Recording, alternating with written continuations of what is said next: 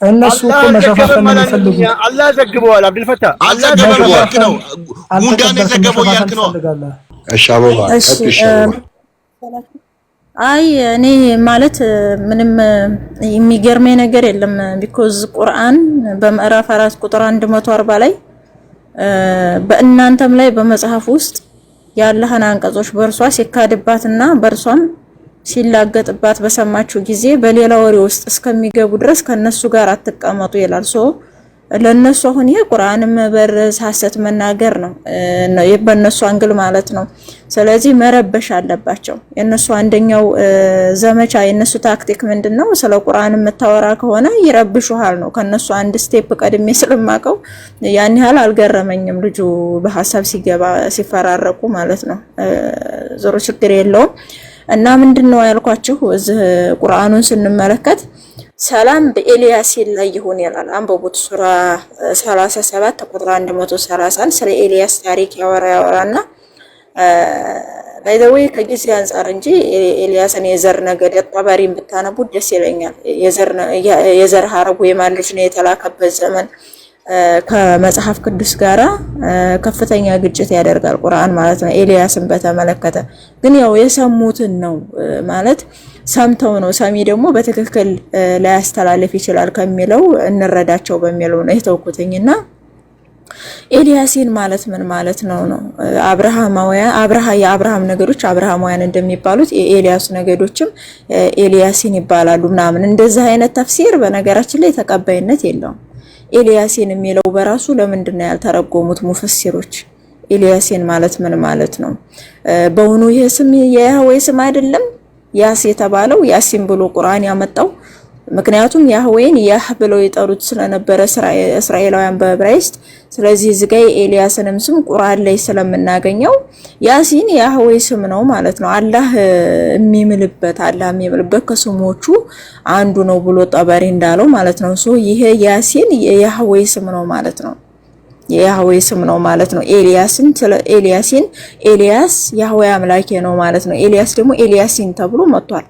ሶ የያህዌ ስም ነው እየገባህ ነው የምለው ገብቶሃል ማለት ነው። ሱራ 37 130 ብታነቡት ደስ ይለኛል። አበባ አንቺ ደግሞ ለየሽብን። አሁን ምን መሰለሽ አሁን ደሙን ጋር ብለን ላይክ በአርኪኦሎጂም አሁን ጎግል ላይ ብትገቢ መቼም ያው ጎግል ፌር ነው አይደለ? ጎግል እፎይ ነው ኦር የሆነ ሰው ክርስቲያን ነው ማለት አትችይም። ጎግል ፌር ነው። አሁን ዘሙን ጋር ብለን ስንከፍት አሁን ሁበል አለ። ሁበል መሬት ላይ ያለው ነው።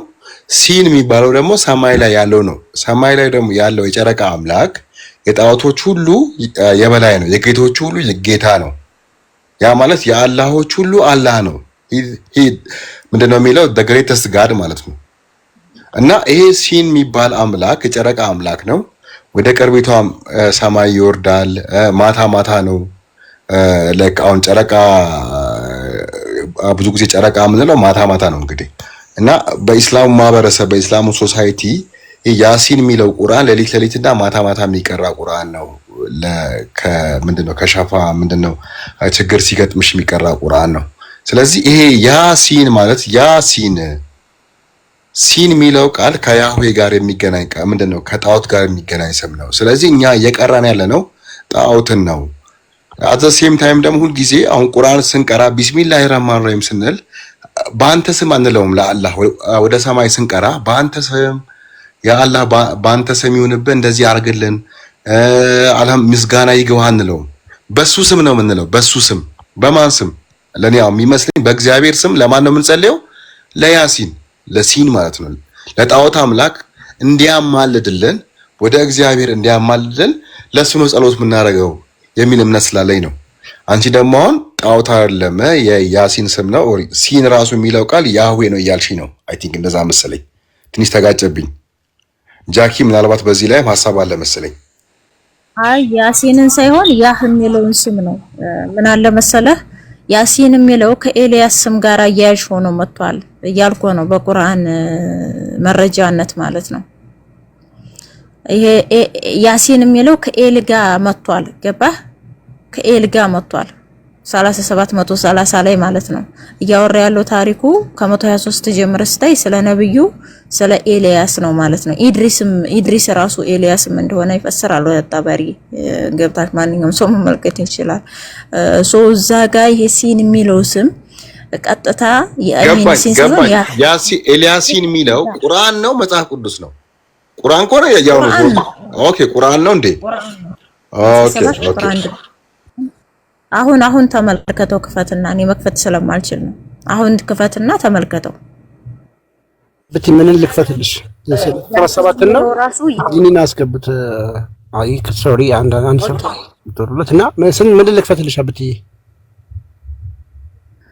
ችግር የለውም እኔ አውቀዋለሁ። ሱራ 37 ቁጥር 130 123 እና 130 እሱ ላይ ብታነቡ ስለ ኤልያስ ታሪክ ያወራ ቁጥር 30 ላይ ሰላም በኤልያስ ላይ ይሁን ይላል። ሰላም በኤልያስ ላይ ይሁን ይላል። ኤልያሲን ሱራ 36 መግቢያው ላይ እና የፊደልና የአረበኛው ሰ ፊደል ነው ያለው። ሰ ስትነበብ ሲን ተብላ ነው የምትነበበው። ያሲን ያ ማን ነው? ያ ተብሎ የተጠራው አካል ማን ነው?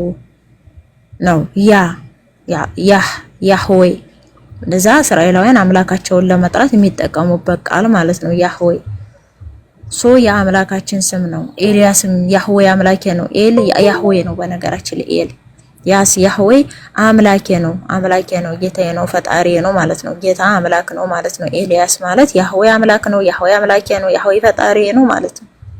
ስለዚህ ያ ስም ነቢያት ስም አያያዥነት ወደ ቁርአን ላይ ገብቷል እያልኩ ነው። ምናልባት አንደርስታንድ ካደረከው ሐሳቤን ካገኘው ማለት ነው። እቺኛዋ ሲን ግን ከዛኛው ጋር አንዛለችም መሰለኝ። ሲን የምትለዋ ቃል ዙም አድርጎስ ምን መሰለሽ እኔ ይገባል አብቲ ያልሽው ያ ፊደል ሁለት ጊዜ መታለች። ያ ልክ ነሽ። ያላይ ልክ ነሽ። ያማ ባለፈውም ጃኪኖ አቲንግ ዘላስ ጃ የምትለው ጋር ከጃስ ዳት ቅድም አምጥተሽዋል። ጃስ ተሰሪያን ከሚለው ጋር እነሱም ያ የሚለውን አንዳንዴ ጃ ይሉታል። ባለፈውም ተነጋገርን። ጃ የምትለው ልክ ነው፣ ከኤሎሄ ጋር ይገናኛል። አሁን እዚህ ጋር ያሲን የሚለው ራሱ የያህዌ አልከፈትኩም። ሌላ ቦታ ያልከው ቃል ጋይከር አብዱዬ እሷ ያለችው ሱረቱል ያሲንን አይደለም የምታለው ገብቷል አይደለ?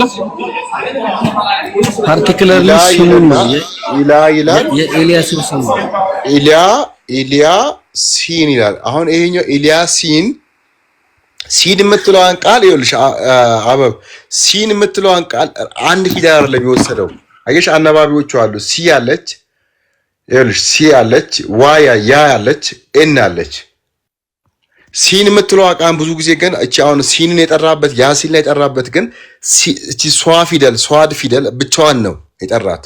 አሁን ያሲን ላይ ቃል አሁን ይሄ ያሲን የሚለውን መጨረሻ ላይ ያለው ሲ የሚላለው ዋይ ያ አለ ኤን አለ። ያሲን ግን ብትከፍተው ግን ሲን ብቻዋን ናት። ያ የሚለው ያስማማናል። ሲን የምትለዋ ግን ምን መሰለሽ አሁን የኛውን እኮ ክሌም እንዳያፈርስብን ነው። እቺኛዋ ሲን ግን እንደ ወርድ ነው የተጻፈችው፣ እንደ ሆሄ ሳይሆን እንደ ፊደል ምንድነው እንደ ቃል ነው የተጻፈችው ሲን የምትለዋ። አይሻት አበብ ሲ አለች፣ ዋይ አለች፣ ኤን አለች፣ ን አለች። በአንድ ላይ ነው እኮ አሁን ይኸውልህ ሱራ 37 130ን ተመልከተው። ኢልያሲን ነው የሚለው። ሰላሙ አለ ኢልያሲን አይ አይደለ? ሰላም በኢልያሲን ላይ ይሁን አለ ኢልያሲን። ስለዚህ ምናልባት ኤል ሚለውና ያ ሚለው ከዛ በኋላ ሲንን ጨምሮበት ሊሆን የሆነ ሶስት ፊደል ይሁን። ኤል አለ ለምሳሌ አሁን እስማኤል እንደሚባለው ከዛ በኋላ ያ አለ ሲን አለ። አይሽ ሲን ተግባብተናል። ኤል የኤሎሂም ስም እንደሆነ ተግባብተናል። ኤል ሚለው ነው አቢቲ ያህዌ ስም ነው። ያህዌ ስም ነው አቢቲ ምን መሰለሽ ያ ማለት ሾርት ፎርም ኦፍ ያህዌ እንደሆነ እናውቃለን። ምህጻረ ቃል አጥሮ ሲነገር ማለት ነው ያህዌ አይደለ? ያ የሚለው እሱን ነው የሚወክለው። ስለዚህ አሁን እዚህ እስልምና ላይ ያ የሚለውን ነገር ሲጠቀሙ ምን ለመጠቀም ነው? ያህዌን ሪፈር ለማድረግ ከሆነ ሾርት ኔም ስለሆነ ማለት ነው። በየትኛውም በቁርአን ክፍል ወይም ደግሞ በእስልምና አስተምሮ አላህ ያህዌ ለመባል አለበት አይደል? ዝም ብሎ ያህ የምትለዋን ብቻ ይዘን እኮ ያህዌ ልንለው አንችልም። ያ የማን ምህጻረ ቃል ነች ወይም የትኛው ስም አጥሮ ነው ያ የተባለው የሚለውን ግልጽ አድርገው ማስረዳት መቻል አለባቸው አይደለ? ስለዚህ አሁን እኛ ክሌም ስናደርግ የያህዌ ስም አጥሮ ነው ያ የሚለው ያህዌ ስም ባጭሩ ሲጠራ ያ ተብሎ ይጠራል ከስም ጋር እንትን ብሎ። ለምሳሌ ከኤልያስ ስም ጋር ሆኖ ያ ሲገባበት ያህዌ አምላኬ ነው የሚለውን ሐሳብ ይሰጣል ብለን ነው። እነሱ ግን የምን ሾርት ፎርም ነው ያ እነሱ ጋር የመጣው ኤል የሚለው ራሱ የምን ሾርት ፎርም? ለምሳሌ ገብርኤል፣ ሚካኤል የሚለው ደግሞ ኤል የሚለውም ራሱ ጋድ ወይም አምላክ መሆኑን እናውቃለን። የኤልሄም አጭር ፎርም ነው እኛ ጋር ማለት ነው። እነሱ ሲጠቀሙት ከምንድን ነው የምን አጭር ፎርም ነው ወይም እንደዛ ብለው እንትን ማለት አለባቸው የሚለው ተያይዞ መነሳት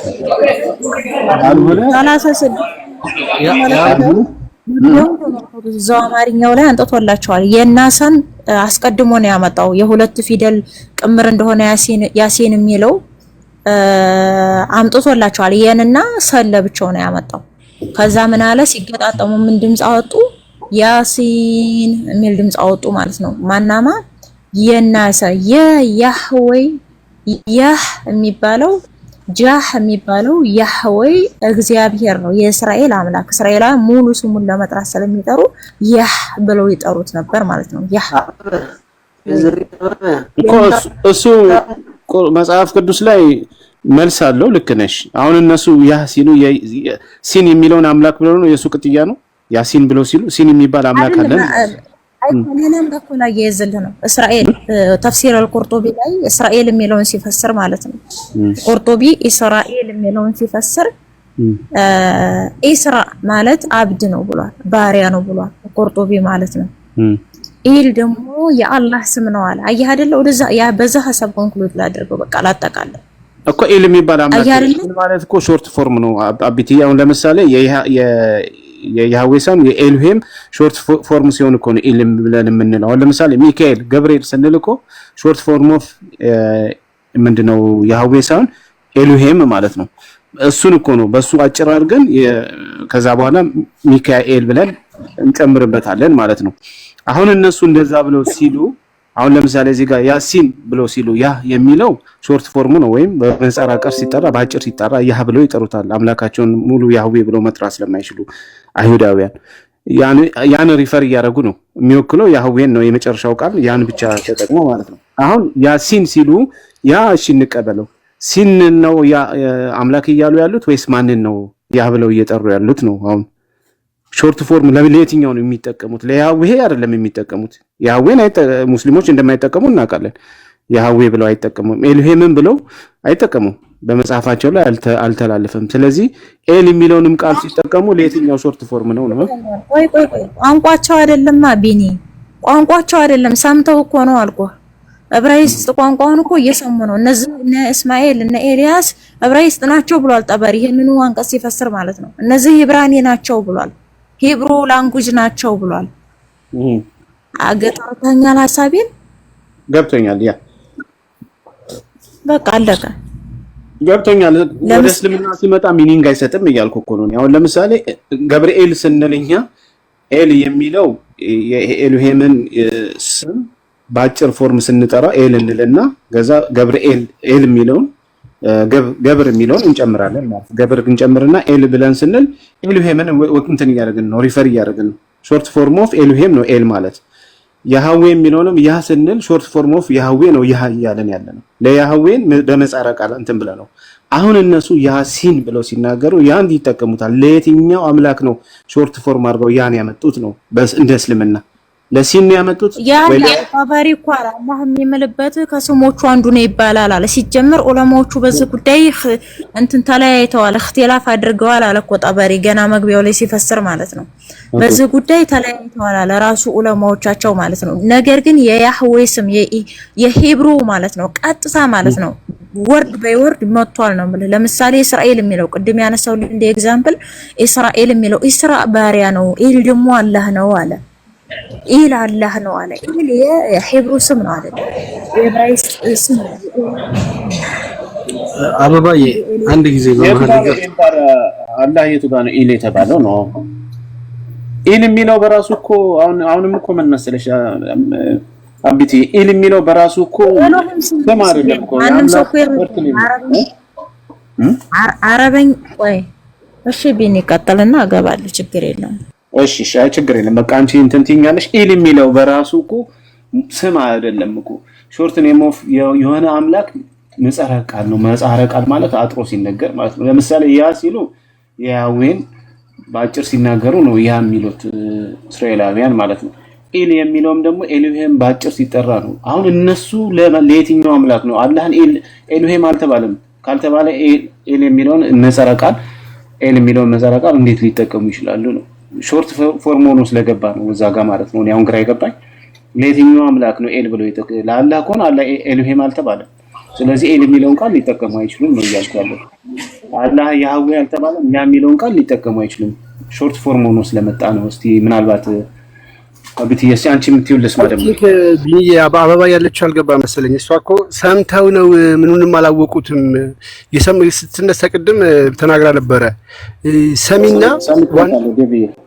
ሰምቻታለሁ ግን እዛ ሲሄድ ምንም ስሙ ትርጉም አይሰጥም ነው ለምሳሌ አላህ ያህዌ ቢባል ኖሮ ኦኬ ያ የሚለውን ቃል ትጠቀማለህ አላህ ያህዌ ስለሆነ ብለ ሾርት ፎርሙን ትጠቀማለህ ኤሎሄም ቢሆን ኖሮ አላህ ኤል የሚለውን ቃል ትጠቀማለህ የኤሎሄምም ሾርት ፎርም ማለት ነው ግን አላህ ሁለቱንም ስም ስላልሆነ እስልምና ጋር ሲሄድ ስም ዋጋ የለውም ነው ምን ትርጉም አለው እያልኩኝ ነው እያልኩ ያለው እሷም እኮ ትርጉም አለው አላለችም እኮ አይ ቲንክ እንደዛ አለች አልመሰለኝም ትርጉም ሰጥቶ ሳይሆን ልክ የሰሙት ስለሆነ የሰሙት ደግሞ ከዛ ከክርስትናው ጋር ካለው ጋር እያያዘች እያስረዳች ነው እንደዛ ነው የተረዳሁት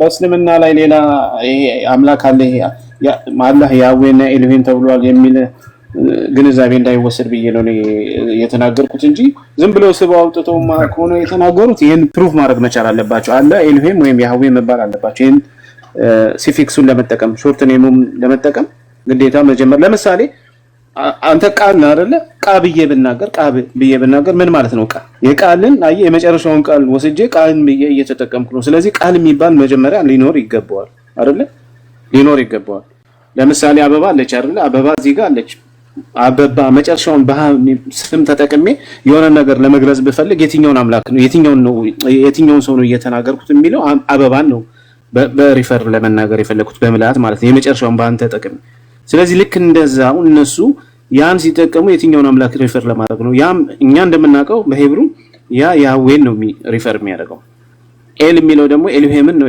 ሪፈር የሚያደርገው ሾርት ፎርም ስለሆነ ማለት ነው እንጂ በራቢን ይቅርታ ቢኒ አሁን አንተ ምን ላይ መሰለ እንትን ፎከስ ያረከው እስልምና መቃወም ላይ ነው ሐቁ መናገር ሳይሆን እስልምና መቃወም ነው እዚህ ጋር እስማኤል ብሎ ሲያወጣ የግድ ሾርት ኔሙ ለምን ተጠቀመለት ነው እንዴ ሾርት ኔሙ እኮ የሚጠቀመው አትሪቢዩቱን ነው አምላክን ሳይሆን ባህሪውን እየገለጸ ሊሆን ይችላል ለምን ነው የምትቃወመው አይደለም ስሙ በራሱ እስማኤል የሚለው ሾርት ኔም ኦፍ አምላክ ያምላክን ሾርት ኔም እየተጠቀሰ ነው ስለዚህ ለምን እስማኤል ያህዌ አላለም እያልኩ ነው አንተ አይ እስማኤል ሲል እኮ እስማኤል ስለዚህ እዚህ ጋር ሾርት ኔሙ ተጠቀመ ምን ችግር አለው በቃ ያህዌም ብቻ አይደለም ኤሎሄንም ይጠቀማል እያልኩ ነው አብዱ አሁን አንተ እሺ አብቲ ቀጥይ ሐሳቤ ገብቶሻል በቃ ሐሳቤ ልዝገው ቆይ አንድ ጊዜ ፕሊዝ እኔ ሲጀመር የገባሁትን ያሲን የሚለው ትርጉም የለውም ብዬ ነው አፌን ስከፍት ገና ያሲን የሚለው አይታወቅም አላህም የሚልበት ከስሞቹ አንዱ ነው ይላሉ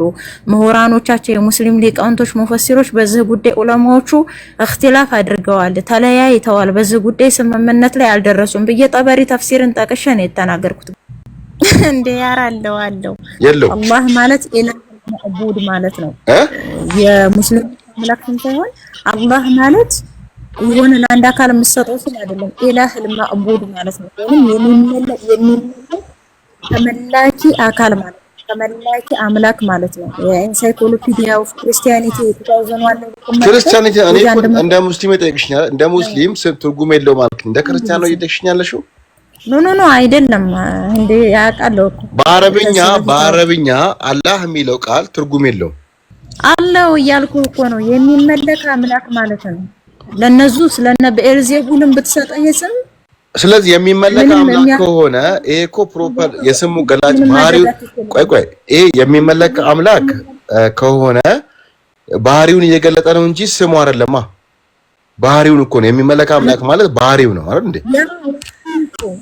አው የሚመለክ አምላክ ነው።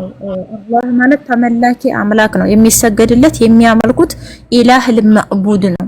አላህ ማለት ነው። ግልጽ ነው። ተመላኪ አምላክ ነው። እሺ ያ የሚመለክ አምላክ ስሙ ማን ነው? ያ የሚመለክ አምላክ ስሙ ማን ነው? እንደ ሙስሊሞች አላህ ነው። እንደኛ እንደ አላህ የሚለውን ትርጉም የሚመለክ አምላክ አልሹ። የሚመለክ አምላክ አላህ ከሆነ እሺ የሚመለከው አምላክ ማን ነው? እዚህ ብሎ ወስዶ ከሰጠው ምንም ማድረግ አይቻልም እያልኩ ነው። ነገር ግን ቀድማ አረብ እዚህ ጋር እኮ አይሁድና ክርስቲያኖች ማለት ነው አረበኛ የሚናገሩ አላህ ብለው ይጠሩ ነበር አምላካቸውን ማለት ነው። የሚመለክ አምላክ ብለው አላህ የሚለውን ይጠሩት ነበር። በባህሪው ተመላኪ ስለሆነ ማለት ነው። ያ ያህዌ ያ ኤሎሂም ወደ አረበኛ ሲመጣ አላህ ይሆናል። ለዛ ነው ፊል በድኢ خلق الله السماوات والارض በመጀመሪያ አላህ ሰማይና ምድርን ፈጠረ ተብሎ የተጻፈለት ማለት ነው። ተክዊን አንዳንድ ላይ ዘፍጥረት አንዳንድ ማለት ነው። ባህሪውን እየገለጸ ነው። ሰው ሙስሊሙ መጥቶ የኔ አላህ ፈጣሪ ነው ካለ እኔ አላህ እምለው ይሄ ባህሪ የሚፈጥር አካል ነው ካለ ምንም ማድረግ አትችለውም። ነገር ግን የሌላ አካል ስም በቁርአን ገብቷል እያልኩ ነው። ሌላ ከእስልምና በፊት የነበሩት መጽሐፍቶች ላይ ያለው መለኮታዊ አምላክ ስም ቁርአን ላይ በአንድም በሌላም ገብቷል። በነቢያት ስምም ገብቷል። ቀጥታም በተዘዋዋሪም ገብቷል። ለምሳሌ ሚካኤል የሚለው 298ን በቅንፍ ሚካኤል ብሎ ተርጉመዋል። ሚካኤል መኑ ከማምላክ እንደ ያህዌ ያለ እንደ እግዚአብሔር ያለ ማን አለ ማለት ነው። ሚካኤል ማለት ነው። ግልጽ ነው አይደለ? ስለዚህ ይሄ ደግሞ የኤሎሂምን የያህዌን ስም የተሸከመ መልአክ ነው። መልአኩን ገብርኤልን ጅብሪል ያለው ሚካኤልን ደግሞ ሚካኤል ብሎ አመጣ። ይሄ ደግሞ ግድ ለምን ሚካኤል ብሎ አመጣ አንልም። ምክንያቱም ይሄ ቋንቋው የሂብሩ ነው፣ ቋንቋው አይደለም እያልኩ ነው። ለዛ ነው ጠበሪም እነዚህ ስሞች ዕብራይስጥ ናቸው አለ። ገብቷል ማለት ዕብራይስጥ ናቸው እነዚህ ቃላቶች። እስማኤል የሚለው ኤልያስ የሚለው ዕብራይስጥ ነው አለ። ታዲያ ምን እንበል? ሌላ ቋንቋ ነው የገባው። ሶዛ በቋንቋው ባለቤቶች ዘንድ የሚጠራው መለኮታዊ አምላክ ስሙ ቁርአን ላይ ገብቷል በአንድም በሌላም እያልኩ ነው። ለዛ ነው ሙፈሲሮቹ እስራኤል ማለት ከአምላክ ጋር የተታገለ ማለት ነው። የሄ አምላክ ህዝብ ነው እስራኤል ማለት ኤል ያህዌ ነው። ስለዚህ ያህዌ እንዴት ነው ቁርአን አላህ ነው ባሪያ ነው ሊል የሚችለው? ይሄን እንደ ትልቅ ምሳሌ ብዙ ማምጣት እችላለሁ። ነገር ግን ነገር በማብዛት አምሮ መናገርና ማለት ነው። ቁርአን የማን ቃል ነው? እሱ አንቺ ሰላም ነው። ቁርአን የማን ቃል ነው? ቁርአን ብዙዎች ቃል ነው። የብዙዎች ቃል ነው። ጉንዳን ተናግራለች፣ ጋኔሎች ተናግረዋል፣ ሙሐመድ ተናግሯል፣ መሲሁ ፈጣሪነቱን ተናግሮበታል፣ ክርስቲያኖች እኛ ያላህ ልጆች ነን ብለውበታል። 5:18 ብቻ የብዙዎች ቢሊዮኖች ቁርአን ማን ያወረደው ነው እያልኩሽ ያለሁት መናገራቸው አይደለም። ቁርአን የማን ቃል ነው? ማን ያወረደው? ተናጋሪው አካል ማለት አይታወቅም ነው። የብዙዎች ነው። አሁን ከሱረቱ ፋቲሃ ላይ ራሱ ብዙ ማህበረሰቦችን ላወጣልህ ይችላል። ቆየኛውን ሐሳብ እንጠቅልለውና ወደዛ እንሄዳለን። አብሽር እየጠየቅኩሽ አይሻልም? ቁርአን የማን ቃል ነው? በረሱል መጽሐፍ አይደለም። ይቅራ ቢስም ረቢክ الذي خلق ምን ማለት ነው? አንብብ፣ በዚህ አንብብ። ተነብናቢ የሚነበነብ ነገር ነው እኮ የሚነበብ ነው። ሐሳብ እየተከለለ ነው። ማን ያመጣው ነው? ማን ያወረደው? አበባ የጀመረችው ነገር ትጨርስና ተባረከየ ፕሊስ። ሐሳብ እየተከለለ ነው። አሁን እኮ ስለ ቁርአን ያወራች ነው። ቁርአን የማን ቃል ነው? ቢኒ ባልጨርስም ጨርሻለሁ። የመረባበሽ አልወድም። አልጨረስኩም ግን ጨርሽ። ቁርአን የማን ቃል ነው? እየተቀለልሽው ብትሄጂ አሪፍ ነው። ቁርአን የማን ቃል ነው አይደለም ወንድሜ፣ ጥያቄው እሱ አይደለም እኮ አሁን ይሄ ነው። ቁርአን ውስጥ ሌላ ስም ተገብቷል ነው። ቁርአን ውስጥ የእስራኤል አምላክ ስም ተገኝቷል ነው ወይ? አንዴ ፕሊስ በእናት አንዴ እባክህ። ከዛ ትጠይቃለህ ቁርአን እኮ ላወራችበት መልስ ልስጣት። ቁርአን የማን ቃል ነው? ማን ያወረደው ነው? ከዛ ተፍሲሩ ምናምን ቶ ቁርአን ሙሉ ለሙሉ የማን ቃል ነው? ይሄንን አንብብልኝና እሺ፣ ማን ነው እዚህ ጋር እየተናገረ ያለው? ያለው ቃል ነው የሚል እንኳን የለውም። አይ ይሄንን አንብብልን። እናንተ ጉንዳኖች ሆይ ወደ መኖሪያችሁ ግቡ ብላ የተናገረችው አላህ ነው ወይስ ጉንዳን ነው? ስለሱ ሳይሆን ማወራለህ ማን ነው? ይሄ አላህ ቃል አቁሻውን አዳምጠን። ይሄ ቁርአን ነው። ተባረክ። የተጠየቀው መልስ ፕሊዝ። እናንተ ጉንዳኖች ሆይ ወደ መኖሪያችሁ ግቡ ብላ የተናገረችው አላህ ነው ወይስ ጉንዳን ነው ተናጋሪው? መጨረሻ አለች ይላል እኮ አለች ነው የሚለው ቃል አለች ነው የሚለው። አዎ ጉንዳን ነች ተናጋሪዋ። አሁን የአላህ ቃል ነው ምን አልችልም። እኔ ለምሳሌ ዶክተር አብይ አህመድ ዜና ተናገረ፣ የሆነ ንግግር አስተላለፈ። ያንን ንግግር ዶክተር አብይ አህመድ እናንተ ጉንዳኖች ሆይ ወደ ጉንዳናችሁ ወደ መኖሪያችሁ ግቡ አሉ ብዬ ከተናገርኩ የቃሉ ባለቤት ዶክተር አብይ ነው። እኔ ቁርአን ይሄው ከቁርአን ውስጥ ይሄ ጥቅስ አንዱ ነው አይደለ? ይሄ የጉንዳን ቃል ነው አልኩ። የፈለገ ከጥቅስ እኮ እዚህ ጋር እንዲጻፍ ያደረገችው ጉንዳን ናት ወይስ አላህ ነው የጻፈው? እዚህ ጋር ሰው ነው የጻፈው። እዚህ ጋር እኮ አለች ብሎ የሚናገረው አላህ ነው። ይሄ እኮ የአላህ ቃል ነው። ጉንዳን እኮ እዚህ ጋር መታ አልጻፈችም። ተናጋሪዋ የማነች ነው ጥያቄው? ተናጋሪዋ ጉንዳን ናት። ስለዚህ የቃሉ ባለቤት ማን ነው? የቃሉ ባለቤት ጉንዳን ነች። ጉንዳን የተናገረችውን ነገር ደግሞ እዚህ ጋር የሚናገረው ደግሞ ያ አላህ ነው። ቴንክ ዩ። እኛ ምን አለን ታዲያ? የቃሉ የማን ቃል ነው ስትለን የተናጋሪውን ሰው የዋናው ባለቤት የቁርአን ቃሉና የቃሉ ባለቤት ይለያያል። የቁርአን ቃልና የቃሉ ባለቤት ይለያያል። መደማመጥና መስማት እኮ ይለያያል። መጀመሪያ አሁን አጥፈታ ተግባብተናል። ስለዚህ አሁን ይሄ የማን ቃል ነው ብዬ ስጠይቅ የምትናገረው የማን ቃል ነው? የአላህ ቃል ነው። ኦኬ እናንተ ጉንዳኖች ያለው አላህ ነው እንዴ? ኖ አላህ ሪፖርት አደረገ። ኢትስ ሪፖርትድ ስፒች ነው። ይሄ ሪፖርትድ ስፒች ነው አይደል እንዴ? ቴንክ ዩ ሪፖርትድ ስፒች ነው። ደግሞ የቃሉ ባለቤት ሌላ ሰው ነው። የቃሉ ባለቤት ሌላ ሰው ነው። ይሄ ቃል ግን የማን ነው? ይሄ የሚናገረው ማን ነው? አላህ ነው የሚናገረው። ጉንዳኗ አለች ብሎ የሚናገረው አላህ ነው።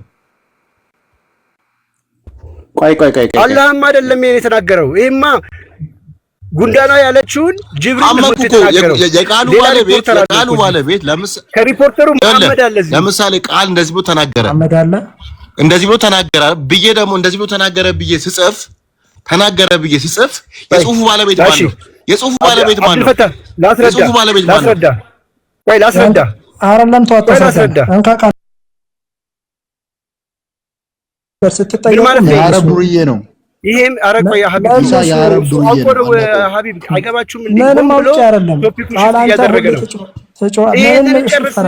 ሀቢብ አስደንግጧል። ተባረክ ፈራውን የተባረክ የፈለከውን እሰጥሃለሁ። እኔ አንተ ግን ጥያቄ ታፍርበታለህ። ጥያቄ ታፍርበታለህ። ኢሳ የአረብ ዱርዬ እንደሆነ ላሳየው ይችላል። ከቶፒክ እንድንወጣ ነው የፈለገው። ለምን ታሳያላችሁ? ዱርዬ ከሆነ አምላክህ ነው። ተው በቃ እንደዚህ ሰውየኛ አናቆም ትላላችሁ እንጂ ኢሳ ነው፣ ሌላ ኢሳ የለም። ግን በሱም ደግሞ ታፍርበታላችሁ እና መልካም ትላላችሁ። እሺ አሁን አበባ ላነሳችሁ ሀሳብ መልስ አለ? አበባ ላነሳችሁ ሀሳብ መልስ አለ ወይስ የለም? ነውስ እንደዚህ ብለህ ገዝተሽ ጉደል ትውጣ ነው? ተባረክ። አበባ ላነሳችሁ ሀሳብ መልስ አለ ወይስ የለም? ስለ እስልምና ስትጠይቅ መልስ ይሰጣል። ስለአንተ ግን ስትጠይቅ መልስ አትሰጥም። አበባ ያነሳችሁ ምንድን ነው? ቃል አበባ ያነሳችሁ ምንድን ነው?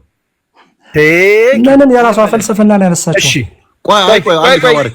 አበባ ያነሳችሁ አይደለም? ምንም አያስማማኝም። እዚህ ጋር አሁን ነገርኩህ። ምሳሌ አበባ ያነሳችሁ ምንድን ነው? ቃል ቆይ አንዴ አበባ ያነሳችሁ ምንድን ነው? ቃል ባጭራሽ ይቻላል። በፈታ ላውራበታ ይኸው እየተደረበ እያወራ እንዴት ላውራ? አበባ ያነሳችሁ ቃል ምንድን ነው? እሺ አንዴ ምንድን ነው ቃል? መልካም እሺ አላህ እነዚህን ስሞች ወስዷቸዋል። አሁን ለምሳሌ እዚህ ጋር ሚካኤል፣ ኤል የሚል ስሞች አሉ። ያ የሚለውን ስም ከዕብራይስጥ የመጡ ናቸው፣ የዕብራይስጥ ቋንቋዎች ናቸው። ይህንንም ደግሞ አልቁርጡቢ ሲፈስረው ምን ብሎ ፈስሮታል አለችን? የእስራኤል ቃሎች ናቸው ብሎ ፈስሮታል። የትኛው እንትን የእስራኤል ቃሎች ብሎ የተማረ ወይ ደግሞ እስራኤልኛ ቋንቋ የሚያውቅ የትኛው ሙፈሲር ነው ያለው? የትኛው አሊም ነው ያለው? እንደዛ ብሎ ነው። ስለዚህ ማለት ያለበት ይሄ የአላህ ቃል መሆኑን እመንና እዚህ ጋር የአላህ ቃል መሆኑን ቁርአን እመንና ከዛ አላህ ተሳስተዋል ማለት ትችላለህ። ይኸውልህ አላህ ተሳስተዋል ፈጣሪ አሁን አላህ በርግጥ ፈጣሪ አይደለም እንዳልሆነም አንዱ ማሳያ መንገዱ ነው። ለምሳሌ ቁርአን ግልጽና እየተብራራ ነው ይባላል። እዚህ ላይ ረባይ በእናትህ ተደርባታ ሰማይን ያስገኘው አንድ አላህ ብቻ ነው። እሱ ውጪ አምላክ የለም። ሰማን እሱን እድሜ ልካችንና ስላላህ ልታወራ አንተ አትችልም። ስላላህና ስለ ቁርአን አታወሩም እናንተ። እሱ ለጠየቀኝ ጥያቄ ልመልስለት። እሺ ስለናንተ ለምሳሌ ስለ ቁርአን አትጠይቀኝ ሲል አረብ ኢየሱስ ስም አልነገርህም። ምን ብትል አልሰማህም። አንተን ማን ጠየቀ? የሆነ ቁስል ተነከሰልኝ። በጣም ተጫጫ። ምንም መጫጫት አይደለም። ከእናንተ በላይ የሚጫጫ ኤል ሲል ማለት ነው። ምን ማለት ነው? የተብራራ ከሆነ ሚኒንጉን ንገሩን። በእምነታችሁ አትፈሩ። ኤል ሲል ማለት ነው። ኤል ማለት በእስራኤል በዕብራይስጥ ያህዌ የአምላክ ስም ነው። ኤልያስ ምን ማለት ነው? ኧረ ተባረክ በኢየሱስ ስም። አብዱልፈታ ግን ቤት ስርዓት አስከበር። ሰዎች ተራ በተራ የሚያወሩበት አድርግ። ማንኛውም አካል ላይ ያስገኘው አንድ አላህ ብቻ ነው። አንተንም እሺ ይሄንን ትርጉም ምንድነው? አንድ አላህ ብቻ ነው። ንገረን ትርጉሙን። ቁርአን ግልጽና የተብራራ ነው። ትርጉሙን ምን ያደርግልሃል? ትርጉሙን ንገረኝ። መልሱ ምንድነው? ምን ያደርግልሃል? ቃል አንተ ሐቁን አናምን ብላችሁ ሌላ ርዕስ ቀየራችሁ። ሐቁን ብታምን ኖሮ ያኛውን ብትጠይቅ አግባብ ይሆናል። ያኛው ጥያቄ ልክ መሆኑን የምንረዳው እዚህ ጋር ሐቁን ብታምን ነው። ቁርአን የአላህ ቃል ነው ከተባለ የአላህ ቃል መሆኑን መጀመሪያ ማመን አለብህ። ይኸውልህ ከዛ በኋላ ግን አላህ ተሳስቷል ማለት መብት ነው። ግን ይሄ ቁርአን የአላህ ቃል ነው የተባለ ሪፖርትድ ዘጋቢም ይሁን ግን እዚህ ጋር የሚዘግበው ማን ነው? አላህ ነው። አብዱልፈታ አላህ እንደዘገበው ከካርክ ግን እንዴት ነው የምንተማመነው? ያኛው ቀጣይ የሚመጣው ጥያቄ እንዴት መስማት እንችላለን? እነሱ እኮ መሸፋፈን ነው የሚፈልጉት። አላህ ዘግበዋል። አብዱልፈታ አላህ ዘግበዋል ነው። ጉንዳን የዘገበው እያልክ ነው። ጉንዳን የዘገበው እያልክ ነው። መሸፋፈን ነው። ጉንዳን የጻፈው እያልክ ነው። ቢነገርም አትቀበልም። አብዱልፈታ ሐዲስ ብዙ ስለ ዘጋቢዎች ቁርአን አንተ እኛን ልትነግረን ትፈልጋለህ እንዴ? አንዴ ሐዲስ ብዙ ዘጋቢዎች አሉት። አብዱልፈታ ይመልስልኝ እስቲ። ለምሳሌ ስለ ሐዲስ አይደለም ስለ ቁርአን ነው። ስለዚህ ቃሉ የማን ነው? ቆይ በዘጋቢ አይደለ እናንተ ቃሉ የሱ ነው የምትለው እስቲ። አብዱልፈታ መልስልኝ። የቁርአን ተፍሲር ነው። ዘጋቢ ነው የተናገረው መሐመድ ነው ተብሎ ነው። ሐዲስ የመሐመድ ቃል ነው የሚባለው። አንተ እንዳንተ አረዳድ ከሆነ ዘጋቢው ከዘገበ ቃሉ ይሆናል ብለህ የምታምን ከሆነ ቁርአን ምን ሐዲስ የአቡ ሁረይራ ነው የአይሻ ነው? እስቲ ሐዲስና ቁርአን ይለያያል። ተፍሲርና ቁርአን ይለያያል። ኧረ በለ ኧረ ተው እዛ ጋር ጉንዳን የተናገረችው ነው አላህ የተናገረው። እዚህ ጋር አቡ ሁረይራ የተናገረው መሐመድ ነገርካት። የዚህ ቃል ባለቤት አላህ አቡ ሁረይራ ነው ማለት እንችላለን። ሐዲስ ጋር ሲመጣ ሮንግ ይሆናል፣ ቁርአን ላይ ሲመጣ ትክክል የሚሆንበት አብዱልፈታ ምንድነው ይዝል እዚህ ጋር ምን አለ? አውቀተኛ ቢቀሰቀሱ ቢነገራቸውም አትሰሙም ይላል። ዘፕሮፊት ሴድ ብሎ ነው የሚቀጥለው። ልክ እንደዛ ሁሉ እዚህ ጋር ደግሞ መጣና አላህም ማለት ነው ማን አለች አለ ጉንዳኗ አለች። እናንተ ጉንዳኖች ሆይ ወደ መኖሪያችሁ ግቡ። ሱሌማንና ሰራዊቱ እነርሱ የማያውቁ ሲሆኑ አይሰባብሩ አለች። እዚህ ጋር ደግሞ አለ ዘፕሮፊት ሴድ እንዳለው አላህ የፈለገውን ማናገር ይችላል። አንተንም አናግረዋል እኮ ያንተም ጌታ። ይሄ ማቃል ነው ጥያቄው። ያንተም ጌታ እኮ ሰዎችን ሲያስነሳ ለምጣኖችን ሲከፍት የአምላክ ነው ወይስ እንጂ በሱ ቁሎት አይደለም። በሱ ቁሎት አይደለም። ይሄ ቃል ነው ወይስ የአምላክ ቃል ነው? በአላህ ፍቃድ ማንኛውም አካል ሊናገር ይችላል። እባብም ሆነ ማናገሩ አይደለም። እኔ ማይጠየቅ ትናገር እንኳን ተናገረች፣ ደግ አደረገች። ግን የቃሉ ባለቤት በአላህ ቃል ነው። ይሄ የቃሉ ባለቤት ማለት አላህ ነው ወይስ ጉንዳን ነች? አትፍራ። ነግሬሃለሁ እኮ ጉንዳኑ አላህ ማናገር ይችላል።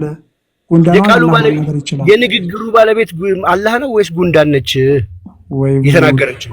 ቁርአን እኮ ነው ያወጣው አይደል? ቁርአን ከሆነ የአላህ ቃል ነው።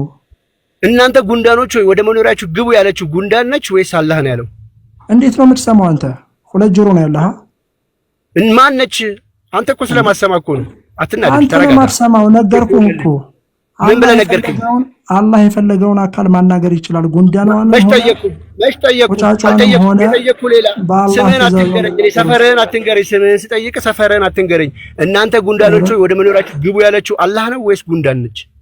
አላህ ተናገረ ልበል። አላህ ተናገራት። እሺ ማለት ይሄን ሂዱ ወደ እናንተ ጉንዳኖች ወደ መኖሪያችሁ ግቡ ያለው አላህ ነው። ስለዚህና አንተ አላህ ነው ወይ? አላህ ነው። አንተ ነህ ወይ? ንገረኝ። አላህ ነው ወይ? ቁርአን ላይ ከሆነ እንግዲህ እሱ ነው አላህ ነው። ከዛ ውጭ አንተ ልትጽፈው ትችላለህ። አመሰግናለሁ። አላህ ምንም ማመስገን አይደለም። በመጡ ጊዜ ይኸውልህ፣ ስለዚህ አዳምጥ፣ ተረጋጋ። ስለ ቁርአንና ስለ ሐዲስ ከማውራትህ በፊት ስለ ቁርአንና ስለ ሐዲስ ከማውራትህ በፊት ስለ ቁርአን ተረዳ፣ ስለ ሐዲስ ተረዳ። ተረጋጋ። በቡንዳንም ሸለቆ በወጡ ጊዜ አዳምጥ። ከዚህ ብለህ ስላነበብክ ስለዚህ አላህ አንዲት ቡንዳን ነው ማለት ነው። አላህ አንዲት ቡንዳን ነው። አላህ አንዲት ቡንዳን ነው። አየህ አይደለ? ይሄ እኮ ነው ያንተ መልስ። አላህ ነው አልከኝ። አንዲት ጉንዳን ነው ወይ አላህ? አንዲት ጉንዳን እናንተ ጉንዳኖች ወይ ወደ መኖሪያችሁ ግቡ አለች። ስለ ይሄ የማን ንግግር ነው? ስለ የአላህ ነው ካልከኝ አላህ አንዲት ጉንዳን ነው እያልከኝ ነው። ቁርአን ላይ ከሆነ ብያለሁ እኮ የፈለገውን አላህ አንዲት ጉንዳን ነው ብለኛል። እናመሰግናለን። አላህ የፈለገውን ማናገር ይችላል እንዴ? አንተ ስትጠይቅ ለምንድን ነው የማትመልሰው? እሺ አበባ ተጨርስ ሀሳቧን። የሰው አንተ ከሙስሊሞች መልስ ትፈልጋለህ አይደለ? ከሙስሊሞች መልስልሃል። ሀሳቧን ትጨርስ በቃ። አንተ ግን ስለ መጽሐፍ ቅዱስ ቀጥይ አበባ። ሶሪ ጨርሽ። አይ ተባረክ ወንድማችን። ይቅርታ ሰው ማለት እንደኛ ነው። ኤነርጂ በጣም ገርሞኝ ነው። ትንሽ ረፍት ወሰደ። አንቺ ስለቀጠፍሽ ነው። ቅጥፈት ነው። ምንድነው የቀጠፍኩት? ምንም አንቺ ስለ ቁርአንና ስለ ቁርአን ትርጉምና ወይም ደግሞ ስለ ሙፈሲሮች ወይም ደግሞ ስለ ሰሃቦች ምንነት ሳታቂ ምንም አያውቁም ብለሽ በማውራትሽ አላህና መልእክተኛው አላህ እንግዲህ ምድርን ሙሉ ያዘ የተዘጋውን የሰዎችን ሁሉ ያስገኘውን ቁርአኑን ያወረደው አላህ መሆኑን እያወቅሽ አንቺ ለምታት የለውም እንዴ? አብዱል ፕሊስ ስርዓት አስይዘውና በቃ ለምን ታስፋላችሁ? መልስ ሲነገራችሁ ላይ በላይ አታውሩ። እሺ ያነሳችሁ ፖይንት ላይ አውራ። እሺ ሚውት ያረክ አውራ። አርጊው አርጋት በቃ። እሺ አሁን አንድ ቀጭን ጥያቄ በነጭ አማርኛ ለጠየቀውና ይመልስልኝ። ማንም ሰው እንዳይገባ። ዕብራይስጥ የተማረ ከሙስሊሞች አንድ ጥቀስልኝ። ዕብራይስጥ ተምሮ ቁርአንን የፈሰረ የዕብራይስጥ ቃላትን አሁን አንድ 10 አመጣልሃለሁ። አሁን የዕብራይስጥ ቃላትን ስሞችን ቁርአን ላይ ያሉትን ዕብራይስጥ ቢመጣልሽ እኔ ባመጣልሽ ተቀበያለሽ። አምጣ። አቀበላለሁ። አሁን እንዴ አቀበላለሁ። ማወቅ ፈልጋለሁ። አምጣ። ስለማወቅ አይደለም ትቀበያለሽ ወይ ነው? መቀበላለሁ አልኩህ እኮ። እንዴ እውቀት ራሱ እኮ መቀበል ነው፣ ማመን ነው። ምን አስበህ ነው? ለእውቀቱ አይደለም። ዕብራይስጥ ተማራው አንቺ ዕብራይስጥ ለዕብራይስጦች ትምህርት ነው። ጀላላይን ነው። እስኪ መረጃው ይምጣ። እስኪ አንቺ እኔ ብሰጥሽ ትቀበያለሽ እስልምናን? እስልምና ጋር እኮ አይገናኝም። እያወራን ያለ ነው ከዕብራይስጥ ቋንቋ ጋር እኮ ነው። ይሄ ነው ሙሉ ለሙሉ አላህ ነው ሙሉ ለሙሉ ያስገኘው። እውቀት ምን ይሆን? አንቺ መረጃ የምትፈልጊ ከሆነ አምጣ። እኔ ሻሃዳ ይዛለሁ። ለኔ ስትል አምጣ። ሂድ። አንተ ምን ያህል አንተ እኮ መጀመሪያ አንደራደርም። በነገራችን ላይ ሰው የእውቀት ጥያቄ ነው የጠየኩት። ላለማምጣት የለውም ስለሌለው በዚህ ሊያመልጥ እንደፈለገ ስለገባኝ ነው። ስለዚህ አምጣና እኔ ሻሃዳ ይዛለሁ እገባለሁ። አንተ የፈለከው መረጃ ብትጠይቅ ነው ቢሰጠም ስለማትቀበል ምንም አያደርግልህ። አምጣ። እሺ አያችሁት አይደል? ከዚህ በፊትም ብያለሁ። አንተ ማመሳሰልና ወይም ደግሞ ዳይፍ ሐዲሶችን መዘርዘር አይ በቃ ያለው ነገር እያስታወስክ አትንገረን። ዝጋ በቃ። ከዚህ በፊትም በቃ ይበቃናል። ተባረክ ቶፊቅ በቃ። አንድ ሰው ጥያቄ ሲጠይቅ ተቀበላለሁ ያተቀበልም ወይ እንዴ? ጆዜና ቦክስ ለምን እኮ አንድ ሰው መረጃ ከፈለገ ትምህርት ከሆነ የሚቀበል ከሆነ እስልምና ሐቅ መሆኑን ካወቀ መቀበል ነው። ካልሆነ ግን ዝም ብሎ ሁሉ የርስ ያነሳችሁ እናንተ አላህ ላይና መልእክተኛ ላይ መሳለቅ ደግሞ ይሄ በራስ ያለ መተማመን አለባችሁ። በዚህ ሁኔታ ሙስሊም አካል ደግሞ ገብቶ ሲጠይቃችሁ እናንተ መልስ መልሱ አትጠይቀን ትላላችሁ። ለምን ታፍሩበታላችሁ? ፕሊስ እንደ ልጅ አይደለም እንደ ትንሽ ተረጋግተህ አውራ እንጂ ምንድነው? ፕሊስ እባክህ በስመ አብ። እኔ ሰው ምን እባክህ ብዬ አላውቅም ሲጀመር ለመጀመሪያ ጊዜ። ለማንኛውም አንቺ ችግር የለውም እንደፈለጋችሁ ማውራት ትችላላችሁ። በደንብ ጥናት ሳሳምነው ማለት ነው ሙፈሲሮች ጥናት አድርጉበትና ኢንሻአላህ አላህ ወደ እስልምና ይወፍቃችኋል። ሰውየው በስመ አብ ወወልድ ወመንፈስ ቅዱስ። አንድም ዕብራይስጥ ቋንቋ አጥንቶ የፈሰረ ሰው እንደሌለ በደንብ አድርጎ ያውቃል። አንድ ሰው የለም ከሙፈሲሮች መካከል። ፕሊስ የቤቱ ባለቤት ስርዓት ብታስይዘውና በመረጃ ብንነጋገር አለዛ ለወጣ ነው።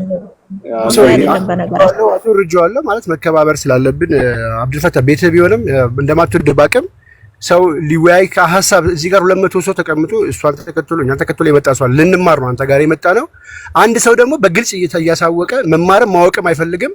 ና አውራ እምቢ እሺ አምጣ እስልምናን ካልተቀበላችሁ አልናገርም እንዴ ምን ማለት ነው? መልስ የለኝም ማለት ነው። ስለዚህ አስወርደነዋል። በብቃት የሚወያይ ሰው ካለ አስገባ። ቀጥ ያብት